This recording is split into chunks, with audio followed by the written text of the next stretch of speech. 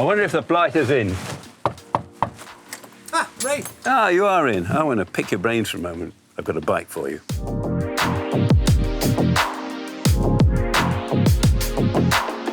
It seems Ray has grand designs on building the ultimate DIY e-bike kit, transforming a bike that was gathering dust in someone's shed into an eMTB that can live with the 4- and 5-figure state-of-the-art e-bikes of the moment. He'll be using the mid-drive Tongshen motor, readily available at less than £300 and within range of most DIY enthusiasts to build. But first and foremost is the choice of bike, and it's my job to do the shakedown test of suitability of this Saracen bike. Hi, Steve. I bought you a bike, a squash maggot green bike. Just look at this bit of kit. It cost me £300 second hand, and I want you to try it out with your skills and tell me if it's the bike that I should be upgrading with a nice Tongshen or other motor. Wow, there she is, about to go out on this maiden voyage to see whether it's suitable for the job in hand, as at the request of Ray. Nice looking bike.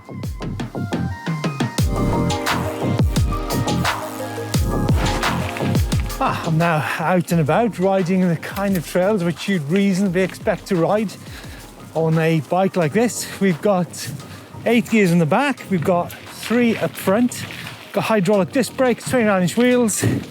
First impressions was pretty cool. I mean, those 29-inch wheels roll over the bumps. Yeah, absolutely no problem whatsoever. The thing is, with Ray's project, we've got to be very clear of the type of terrain that the bike is designed for. For a lot of people, you know, mountain biking's about just getting out into the woods, into the hills. And I have to say, I'm actually enjoying it quite a lot.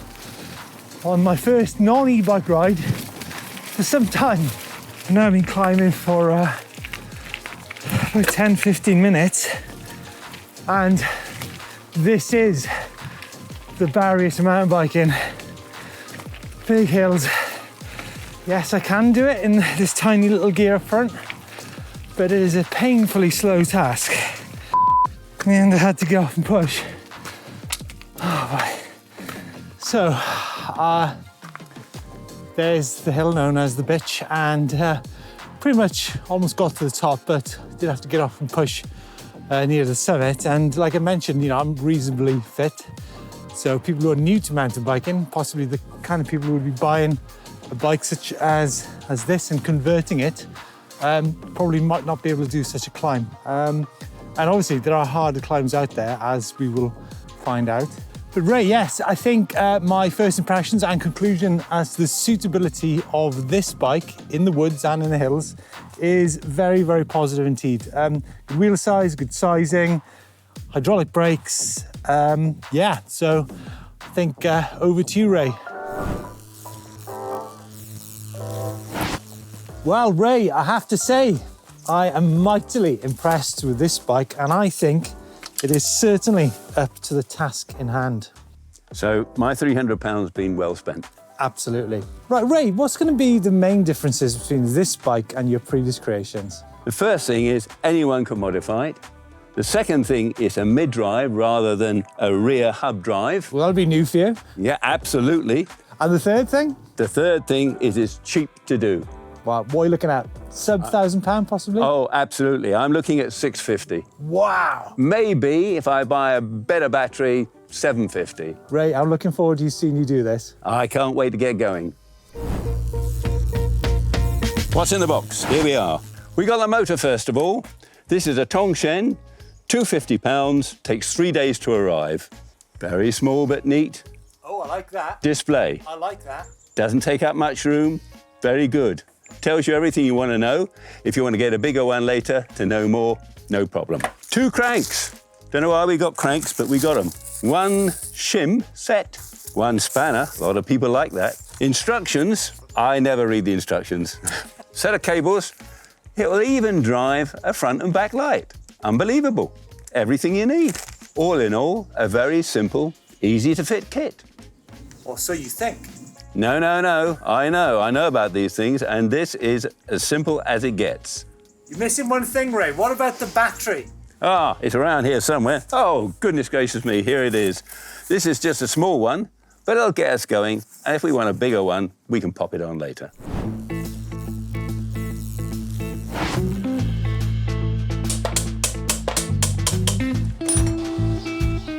I've taken the bottom bracket out and I'm going to replace it with the motor.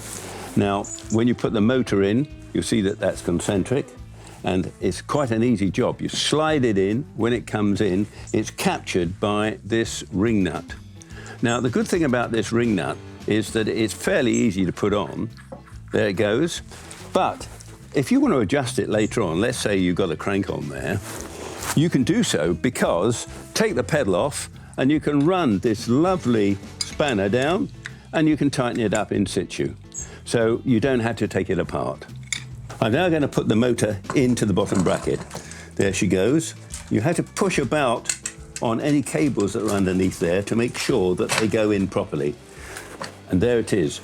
The next thing you have to do is to make a measurement on the other side to make sure that you've got enough thread, and I can see I have. It's supposed to be 11 millimeters, and I have. That's just as it should be.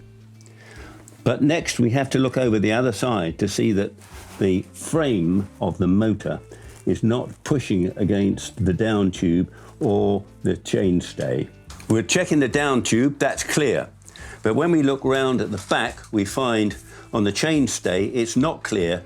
The inner part of the motor is touching this. So we've got to put a shim in there to draw this slightly out. The shim is about 2.5 millimeters and I want 2 mils clearance. So I'm going to be 0.5 millimeter clearance completely. I'm pushing her on and I'm going to set this back now in the bottom bracket. I'm nutting up the motor and giving it a little tightening.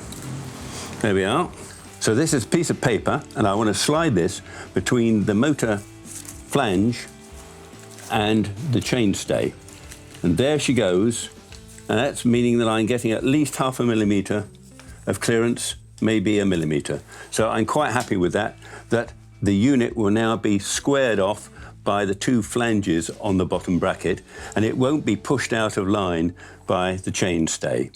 So how important is threading the piece of paper through there, Ray?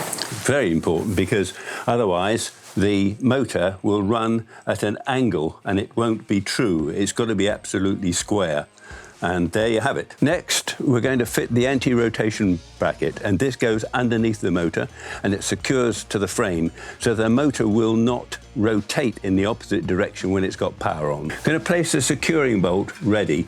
There she goes, and you can see there's a flange on there to hold it square. Now this is going to go up underneath and it's going to contain itself on the back here. Just going to take the front derailleur off. I've already decoupled the cable, so it should be pushing off, and there it goes. I've already broken the chain, so the chain can hang loose. I've got the directional drive here because I can't get this in there, so I need a directional drive. So first of all, I just pull out the old coupling. How much are what? These? About £2.50. Wow, really? Oh yeah, cheap as you like. Cheap as chips. There we go. And down we go. So we're in position.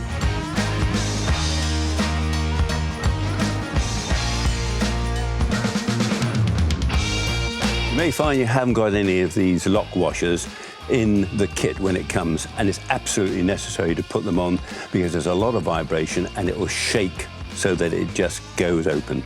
So a spring washer, or the alternative is a lock nut?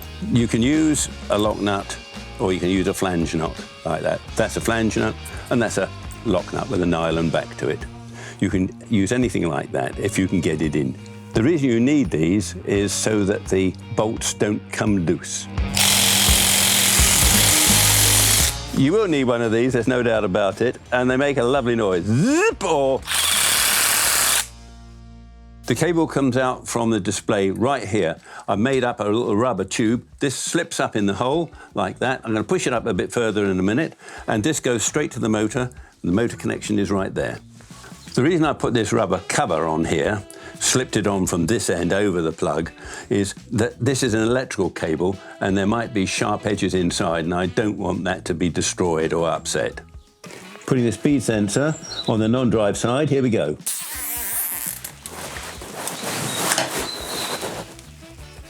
Done. It's battery time. We have two options. Either a small battery goes in a water bottle holder, or we have something slightly larger. This is a Halon type battery, and it goes in a sliding holder. Whichever battery you go for, you've got to have some sort of connector, and the X60s are pretty good because you can snap them off and change the battery if you want to. When you get the battery, it comes with this lead on it, and so you have to cut that off unless you've got these connectors already for it.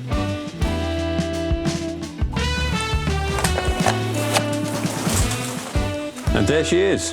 It's all yours, Steve. Take it out and give it a good ride. Yes, folks, it has gone all Tongshan. I'm up and rolling on Ray's creation, and I want to give you guys a little bit of an insight into how the bike performs and the kind of terrain which it's best suited at getting involved with. And the first thing I want to point out is this whole handlebar area here. It is really, really clean. The cables, there's no clutter. We've got the Tongshan display here. As you can see, it's really dinky. It's got the speed, it's got the battery level, it's got the mode. It's pretty much got everything you need on a bike of this type. There's 4 power settings on the bike. I'm now tripping along at 23 kilometers now, which you can see on the display. And this is our first hill. And this will be quite a test for the little Tongshan motor. 250 quid, 350 pound frame or 350 pound bike off eBay, 29-inch wheels, hardtail, bit of a nose drip there. So the first hill, and guys, I have slogged up this hill for 20 years. And this bike is actually making really light work of it. We're now returning to the track which I rode this bike in without a motor and battery. And I'm going to see how it handles in comparison. Conditions are a little bit wetter than they were, but nevertheless I should get an idea on how it performs. First fault I found. There you go. Now what we've got here is the chain has derailed. So what I'm going to do is put it up on the tree here. If I switch the power off. So I'm guessing we need to put a tensioner on here somewhere, Ray. Let me just get that around there. Oh, this is quite easy to fix. There's not a problem. There's no multiple chain rings up front. So yeah, that's something I think we need to tackle. So possibly putting some kind of clutch mech on the back there to keep that chain on the front there, or maybe even like a guide up on the top there to keep your chain on. Okay guys, we have now transitioned on to some forest track and returned to the place that I was without a motor, a hill climb known as the Bitch. I'm in full power mode on the very dinky display, and I've got to say, this is like 100 times better. I mean, if I wanted to, I could still gas it and have a good workout, but like I said, if you're new to mountain biking, these hills are a massive hurdle to the sport. And this bike actually allows you to get up them. Like I said, I'm probably gassing it a bit hard, so just need to back off a little bit. But previously it was such a grind up here. Whoa. Any negatives? Well, look, this motor won't be as powerful as, say, a Bosch or a Shimano or a Brose motor, but it's not actually far off. I mean, I think one of the things I would change so far is the fact that it's actually got quite high gearing on the back here. I mean, I'd probably go up to, you know, a 42 or a 44 on the back, or maybe even change the chainring up front. I'd put a seat dropper on it. The fork, I mean, it's a cheap fork in there, but it hasn't held me back, like I said earlier. I think if you're new to mountain biking, you know, sub £1,000, that is it's a dream. It's a dream bike. I just so wish I'd have been able to have a bike like that back in the 1990s when I first started mountain biking.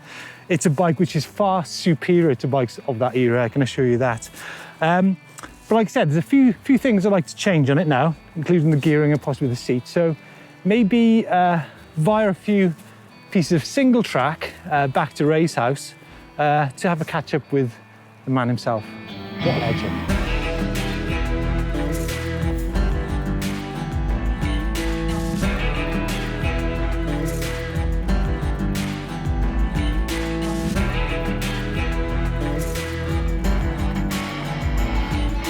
Ray, I really like the bike. Now, as a bike for someone who's new to mountain biking, I think this is the perfect answer. It's got good geometry, it's got good sizing. The 29-inch wheels are, well balanced when it comes to, muddy riding. The motor's quiet. The display is super discreet and it does everything you need to. I think it's the perfect solution for me. But I think there's a few things which I'd like to pick up with you on the bike. Now, the first thing is that the chain ring, actually the chain comes off the chain ring up front. I don't think the gearing on the back is actually built for purpose. It's a little bit too high geared. So if you're going to be using this bike as a commuter bike, I think it's great on the road, but I think you're going to need lower gears on the back. And the final thing is, I'm not into the battery there, Ray. I think it's a little bit ugly. I think something a bit neater would be the answer. A small bottle battery. Yeah. That's what you need. Can we do that? You certainly can. You can go for 5 or 9, which is really good. And that'll give you 280 watts, 340 watts, somewhere around there. Yeah. And that would be fine. What about the derailleur, the gearing? I'm not into it. I think we can be improved on that. Do you know, I was in Epping Forest and I saw some guys and they had gearboxes at the back in the hub. Right. And they were really good. And the great thing about it was they were coming in first out of 10 guys. Yeah. They came in first. The guys that came, the last 3, they just had the derailleurs and they'd been cleaning muck off there to stop and clean muck. So it was a lesson to me, go for an integrated gear hub if you can. Wow. So that would actually then make the bike pretty much maintenance free, right? Absolutely. It would really make it the dogs, you know what. Are you suggesting we should do that as the next stage to this project? I think we ought to. Let's make it a Mark II. This is very good. I've enjoyed riding it. I come up on Savage Hill with it. It's absolutely great. It's better than the mules. It's a thoroughbred. It really does do the stuff for me. But just with that extra gear at the back there, that enclosed gear, I think I will be really going. So folks, tune in to the next episode of, what should we call it, Back to the Future, to see the next instalment of where this bike, the Thoroughbred, goes. Nice one, Ray. Thanks for putting it together. No problem.